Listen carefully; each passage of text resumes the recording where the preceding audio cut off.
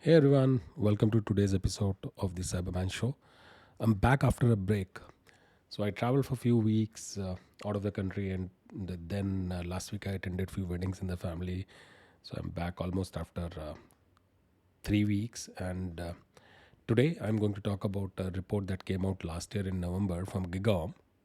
For those who don't know, GigaOm is a technology analyst, and this report talks about autonomous security operations, or how the autonomous technologies are used in the SOC world. Now, before I talk about autonomous in cybersecurity is SOC world, let's talk about autonomous as a word generally in the AI terminology. So essentially, it's the ability of the system to operate independently, make decisions, and perform tasks without constant human intervention. And the level of autonomy can vary, right? So it's not a binary thing; it's a spectrum. So it can be based on limited autonomy.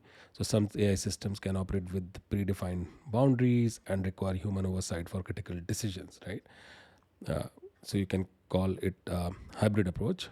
High autonomy, which means systems can handle complex tasks and make important choices with minimal human input. Okay. Then full autonomy. This is mostly a hypothetical model, which is at the extreme level of autonomy where AI system are entirely self-sufficient and beyond human control, and remain most. This is mostly a theory, and it raises significant ethical concerns uh, with the community. Now, one of the things that autonomy offers is increased efficiency, reduced human error, and 24/7 operation. Again, reminding you, it's not a binary concept. At most people in the world believe that hey, someday AI will take our jobs, and uh, everything will be done by AI. I don't think that's a reality, at least in the world of cybersecurity for now. Now let's look at some of the examples of autonomous AI in action. So I'm sure you would have heard of the self-driving cars that can navigate road, make decisions about traffic flow, and avoid obstacles. Now this technology has been talked about for so many years. I'm yet to see a self-driving car anywhere, right? That's been launched. I know it's coming. Still far from reality, especially in highly dense countries with millions of cars on roads. I wonder how these systems will navigate. Now, the second thing is the second example is robotic surgery. So these robots assist surgeons with precise, minimally invasive procedures, so which makes it easy for surgeons to carry out multiple surgeries in a short span of time. Uh, instead of doing manual surgeries. Trading algorithms, they've been using autonomous AI or algos for some time, and these algos analyze market data and make investment decisions in real time. And then, of course, virtual assistant that respond to user queries, generate text, and control smart home devices. Okay. Now, so this is the autonomous AI in the general word. Let's look at what the report said in terms of the SOC. Uh, so I'm only going to give you some key takeaways from the report. I highly recommend you to subscribe to analyst. They've done a very good job of evaluating various providers and how this sector or particular subspace within cybersecurity is moving. And essentially, what this report says is that the autonomous SOC reallocates security analyst processing power from conducting repetitive analysis and response tasks to only investigating security incidents of significant interest and importance. So, which means all the repetitive work, which is essentially the volume of alerts, the repetitive errors, the high volume and low complexity attacks that can be fully automated, uh, can be handled by these autonomous technologies, whereas the SOC analysts can now focus on what's truly important for the business, which is essentially zero-day or unknown attacks on the infrastructure, right? So autonomous is used to track volume or to tackle the volume-based problems uh, in the cybersecurity world. Uh, so instead of hiring more analysts, the technology takes care of the redundant and repeated task, right? So, or use case or scenarios. Now, the technology uses correlation engines, calibrated alarms, workflow based automations, integrations with internal external intelligence feeds, and AI ML based operations. Now, the SOC technology, as you would know, SOC is been there for a long. SOC related technologies have been there for over 2 decades, with SIM or SIM being the center of it, capturing logs from various sources and matching those log against a set of known bad behaviors, or building profiles using the analytics or ML based engines to find out outliers. Then threat intelligence is added to the incoming stream of alerts for reducing false positives. UEBA helps you do prioritization, and whatever alerts are found, a SOAR technology can be used to automate the repetitive or high volume uh, tasks or alerts, right? Essentially, the mundane things that SOC doesn't want to do, right? So SOAR still getting adopted, to my understanding. Most large companies have already uh, deployed SOAR or in the process of deploying, and in fact, they are trying to mature and migrate from SOC cybersecurity to non cybersecurity use cases for automation also, right? So the foundation tech is already in place. Okay, now some of the key capabilities that report mentioned for from this autonomous SOC world is or autonomous SOC technology is the capability to ingest multiple streams. This could mean log data, endpoint telemetry, email data, etc. Whatever is the source of data that the platform can handle. It talks about another capability where alarms can be calibrated, curated, and correlated.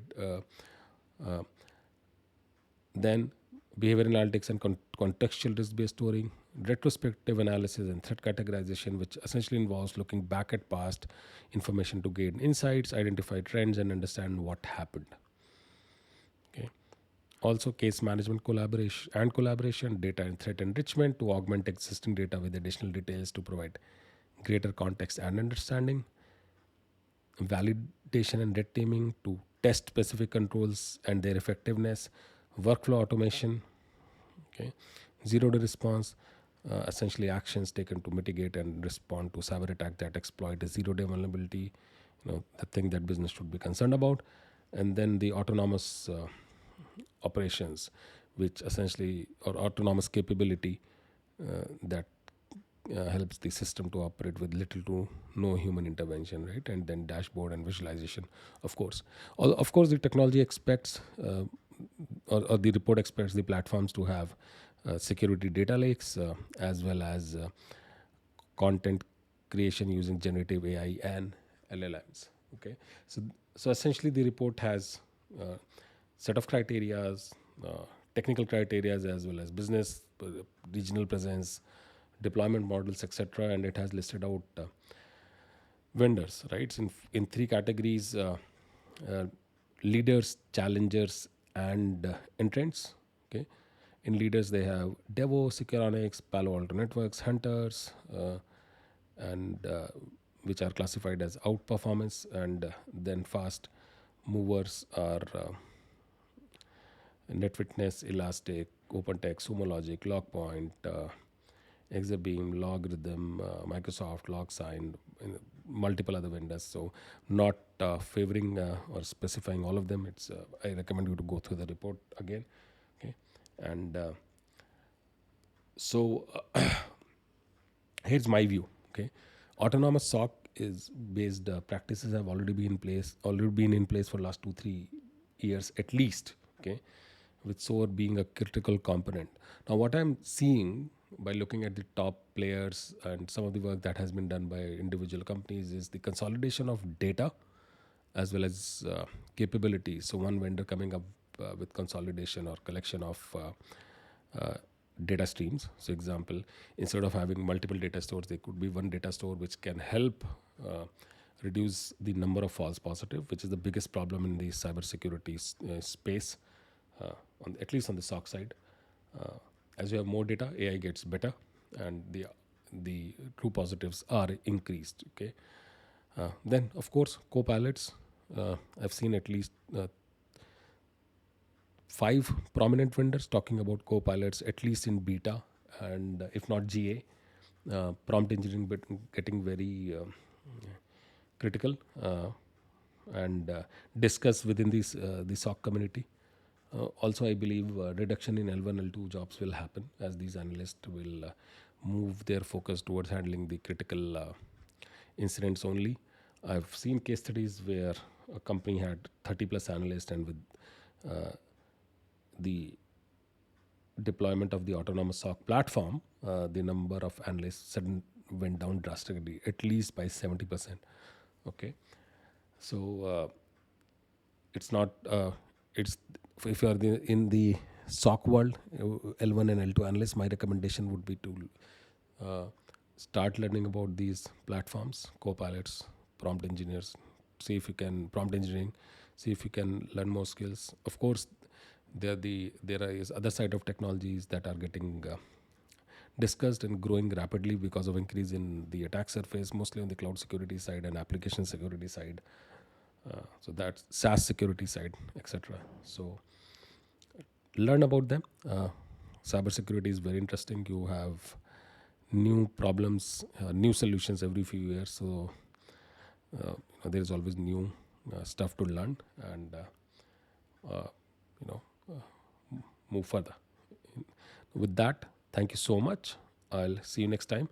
I'm very thankful to GigaOm for creating this report, and also thankful to some of the blogs that mentioned these reports where I took these inputs from. Okay, I'll see you next time.